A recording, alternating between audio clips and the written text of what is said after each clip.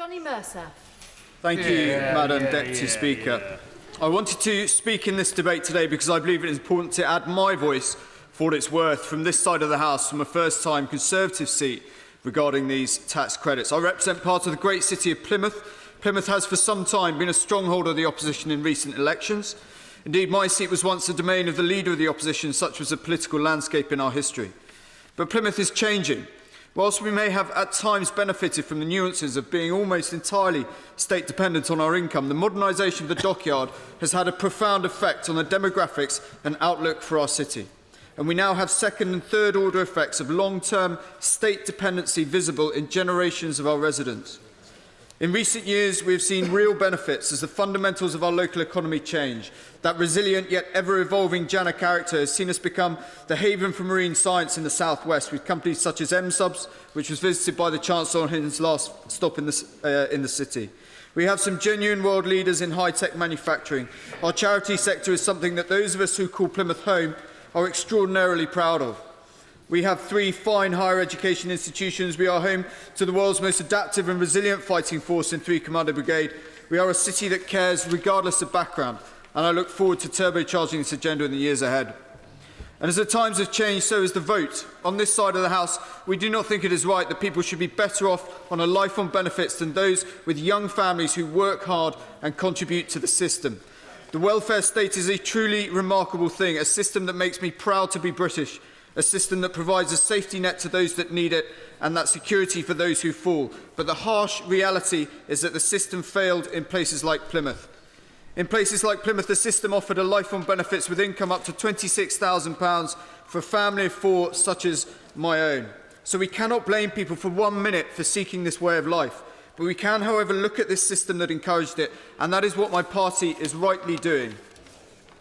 But, Mr. Speaker, I must urge caution with these specific changes to tax credits. We all take individual journeys to this House for different compunctions, but mine was very clearly to represent my constituents above all else and do what is right by my city. And if I am to truly follow through on this, it would be remiss of me not to recount the extraordinary levels of feeling in Plymouth this last weekend. This bright, vibrant, exciting and predominantly blue-collar city, with lots of new and first-time Conservative voters in the general election just passed, has serious objections to these tax credit reforms, and it is my duty to represent them here in the People's Parliament, where they and no one else has sent me to work. Mr. Speaker, there is a general understanding out there for welfare reform. The policies are indeed, in my experience, very welcomed by many in a city that many people would see as entirely failed by the Labour Party. Those of us on the coalface every weekend trying to help, trying to encourage, trying to gently persuade or even inspire a generation of young people feel emboldened by the drive towards self-sustainability and independence of this government's reforms. But, Mr. Speaker, my duty, and again I seek not to bang on to those far more experienced and capable in this House, but indeed our duty is to shout for our most vulnerable, the 10% I talked about the other night in the Armed Forces mental health debate in this House. Those who, through no fault of their own, find themselves on the fringes of society. Those who, for a bit of bad luck, a couple of wrong decisions, could be any one of us. For I stand here as a compassionate Conservative, and unashamedly so. There was a good reason that I was not a member of this party before I decided to stand as an MP last year, but I have no doubt at all that this party is changing. I'm proud of our current Prime Minister for the direction he is taking us in. I am one of those that thought one of this Prime Minister's bravest moves was to bring in same-sex marriage. I would have struggled to be here today without his personal stewardship, and when we are winning in places like Plymouth, it is clear for all to see. Mr. Speaker, it's clear to me that Plymouth's view is that whilst welfare and by extension tax credits must be reformed, these measures must be supported by mechanisms that protect our hardest hit with precision targeting and with strong messaging.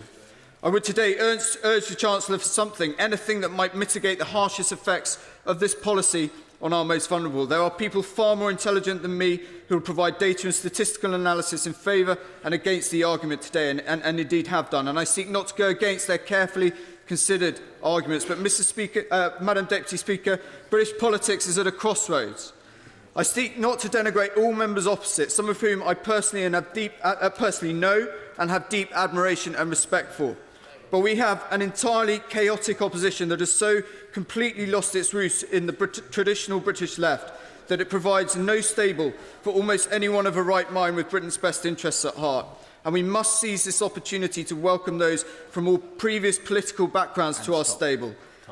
Let's look again, let's work harder, let's, yes, find a way of bringing this overdeveloped and harmful tax credit system back under control, but let's do it in a way that looks after what should be our core vote.